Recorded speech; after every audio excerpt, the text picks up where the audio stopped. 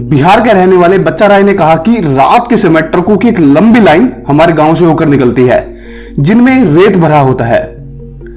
On paper sand mining और शराब बिक्री बिहार में पूरी तरह से बैन है, पर सच तो यह है कि यह काम पूरे जोर शोर से चलता है, वो भी बिना किसी रुकावट के।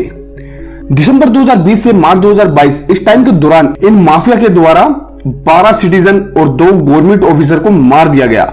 ऐसा ही कुछ साल 2019 और 20 में भी हुआ, जब लगभग 23 लोगों की हत्या हुई, जिनमें 5 जर्नलिस्ट और 11 गवर्नमेंट ऑफिसर शामिल थे। इसके अलावा खुदाई के दौरान हर साल हंड्रेड्स ऑफ डेथ होती है, लोग घायल होते हैं जिनका कुछ अता पता भी नहीं होता। यूनियन एनवायरमेंट मिनिस्ट्री ने राज्यसभा में एक रिपोर्ट पेश करी जिसमें 2013 से 17 के बीच around 4.16 lakh cases illegal mining के खिलाफ दर्ज किए गए, जिसमें टॉप पर महाराष्ट्र, यूपी, एमपी और कर्नाटक शामिल हैं। एक एक्टिविस्ट जिसने बिहार के माइनिंग पर वर्क किया था, बता दूं कि सबसे ज्यादा माइनिंग यूपी, बिहार और वेस्ट बंगाल में होती है, तो एक्टिविस्ट ने यह बताया कि इस काम में बहुत पैसा है, इतना पैसा कि आप सोच भी नहीं सकते। और जो सैंड माफिया हैं, उनके पास क्या नहीं है? सब कुछ है। इनके पास पावर है, मनी है, हथियार है, पॉलिटिकल सपोर्ट है, सपोर्ट नहीं, इवन पॉलिटिक्स इनके साथ मिले हुए ही होते हैं। राहुल चौधरी कहते हैं कि ये सैंड माफिया इतने पावरफुल होते हैं कि कोई इंडिविजुअल इनके खिलाफ आवाज नहीं उठा सकता। इसके पीछे रीजन ये भी है कि इनके पास हर चीज का सपोर्ट होता है। पॉलिटिक्स, जैसे कि अभी मैंने बताया, अफसर, करप्ट पुलिस ऑफिसर, बिल्डर्स, और तो और जहां पर सैंड माइनिंग का काम होता है वहां के लोकल एरिया के लोगों को काम मिलता है, तो दैट्स व्हाई वो लोग भी इन्हें सपोर्ट करते हैं। How sand mining kills river. देखिए, सैंड माइनिंग एनवायरमेंट और रिवर दोनों को बहुत नुकसान पहुंचाता है।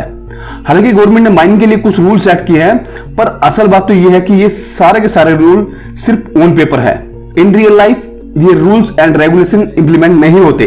जब बड़े लेवल पर माइनिंग की जाती है तो इससे हमारी नदियों को सबसे ज्यादा नुकसान होता है, क्योंकि ओवर माइनिंग के कारण नदियों का अपना फ्लो प्रभावित होता है। और इसका सबसे बड़ा नुकसान है फ्लड, जो कि कई बार ओवर माइनिंग की वजह से आती है। अगस्त 2018 में केरल में जो बाढ़ आई थी, उसका रीजन सबसे ज्यादा इसी को बताया जाता है।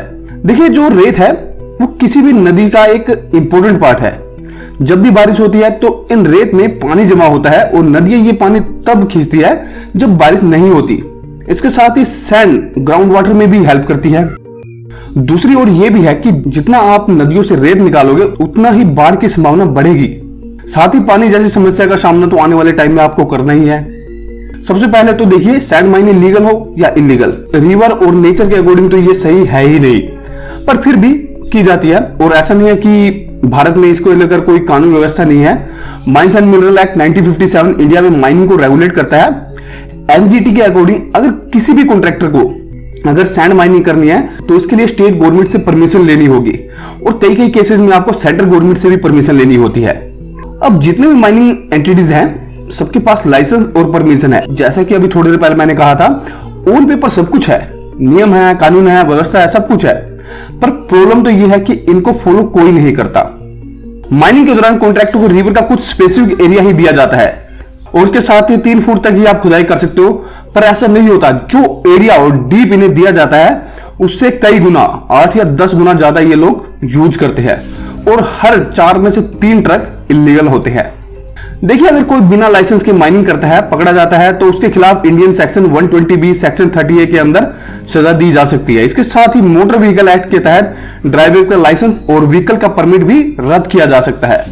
आपको बता दूं कि 2020 की रिपोर्ट में यह सामने आया था कि मोस्टली केसेस में पकड़े जाने पर सिर्फ ड्राइवर को ही पैनलाइज किया जाता है, उसका लाइसेंस रद्द कर दिया जाता है, जबकि ड्राइवर तो सिस्टम का सिर्फ एक छोटा सा हिस्सा है, जबकि इस सिस्टम का मेन माफिया तो कोई और है। उस तक तो कभी हाथ पहुंचते ही नहीं, क्योंकि पूरा सिस्टम तो इन सैंड माफिया के जेब में होता है। फाइनल देखिए, सैंड धरती पर हवा और पानी के बाद सबसे ज्यादा यूज करने वाली चीजों में से एक है, और जिस हिसाब से अर्बन एरिया बढ़ रहा है, बिल्डिंगें बन रही है, इसकी डिमांड आने वाले टाइम में और ज्यादा तेजी से बढ़ेगी, और उतनी ही तेजी से सैंड माफिया भी। और इन सैंड माफिया को किसी का भी कोई डर नहीं है, चाहे वो हाई पोस्ट पुलिस ऑफिसर हो, जैसे कि हरियाणा के डीएसपी सुरेंद्र सिंह, या आईएएस ऑफिसर जिनको सस्पेंशन लेटर थमा दिया जाता है। जरूरत पड़ने पर ये सैंड माफिया किसी की जान लेने से भी नहीं चूकते। अगर आप इंटरनेट पर सर्च करोगे तो आपको ढेरों ऐसे केसेस मिल जाएंगे जैसे हरियाणा में डीएसपी के ऊपर डंपर को चढ़ा देना, बिहार में जर्नलिस्ट को ट्रैक्टर ट्रॉली से कुचलना, और ये सब ऐसे काम हैं जो रात के अंधेरे में नहीं बल्कि दिन दहाड़े किए जाते हैं।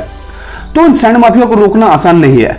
कोई इंडिविजुअल तो इन्हें कभी रोक ही नहीं सकता, क्योंकि पूरा का पूरा सिस्टम इनके हाथों में होता है। और जहां ये माइनिंग करते हैं तो वहां के आसपास के एरिया के लोग इनको सपोर्ट भी करते हैं। तो अब साफ है, हमारी नदियां भगवान भरोसे ही है, और जैसा चल रहा है वैसे ही चलेगा। क्योंकि अगर आप अपने आसपास के एरिया में लोगों से पूछोगे ना कि रेत इतनी महंगी क्यों है, क्या रेत निकालने से हमारी नदियों पे कोई इफेक्ट पड़ रहा है, कोई कुछ नहीं बोलेगा, क्योंकि किसी को कोई फर्क ही नहीं पड़ता। किसी को पता ही नहीं है कि रेत निकालने से नुकसान क्या होता है, नेचर को क्या नुकसान होता है, रिवर को क्या नुकसान होता है, सब बोलेगा चलने दे। और आपको बता दूं, जो ये सैंड है वो इतनी महंगी क्यों है आज की डेट में, इसके पीछे रीजन है, जो सैंड माइनिंग की जाती है, पहली बात तो इलीगल है।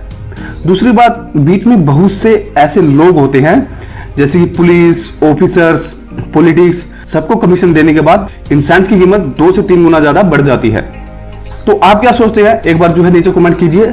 और अगर आपके दिमाग में कोई आइडिया है जिससे इस चीज को रोका जा सकता है, क्योंकि मैंने बताया ऑन पेपर सब कुछ है, गवर्नमेंट ऑलरेडी सारे नियम और कानून इंप्लीमेंट कर चुकी है, बट फिर भी ये काम आज तक नहीं रुका है। तो आप एक बार जो है नीचे कमेंट कीजिए, आप किस तरह से इस चीज को रोक सकते हैं।